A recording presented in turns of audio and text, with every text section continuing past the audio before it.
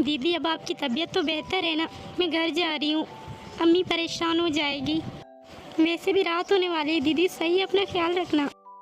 ये बोलकर पूजा अपने घर के तरफ रवाना हो जाती है।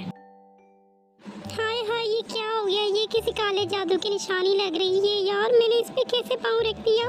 मुझे तो बहुत ही डर लग रहा।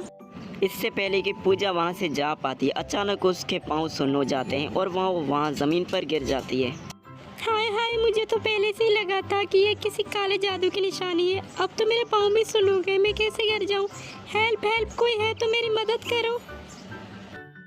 कुछ देर तक पूजा के बड़बड़ाने के बाद वो वहाँ पर बेहोश हो जाती है। मम्मी मुझे यहाँ को लेके आ गया। और मेरे साथ क्या हुआ था मम्मी? मुझे कुछ याद नहीं है। बेटा, तुम गांव के एक लड़के को बेहोश मिले थे, उसने सारे गांव वालों को बताया, फिर हम तुझे यहाँ लेकर आए।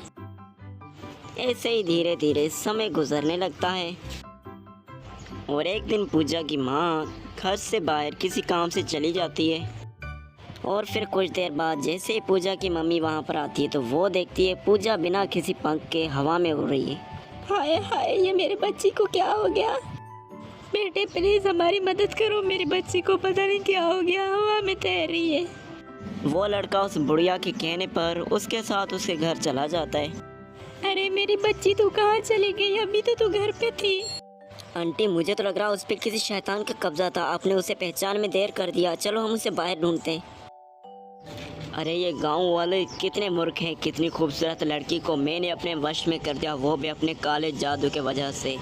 ऐसे ही 30 लड़कियों की बलि देकर मैं अपनी पत्नी को जिंदा करूंगा। अरे ये गुड़िया तो किसी काले जादू की निशानी लग रही, ऐसा ना हो कि ये कल को किसी की ज़िंदगी बर्बाद करे। मैं इसे अभी जाकर घर जाकर आग में जलाकर राख करता हूँ।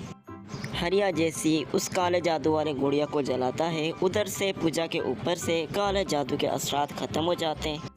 शुक्र है मुझे होश आ गया, नहीं तो ये बाबा पता नहीं क्या क्या करता मेरे साथ। अभी घर जाकर मम्मी को इसके सारे हकीकत बताती हूँ।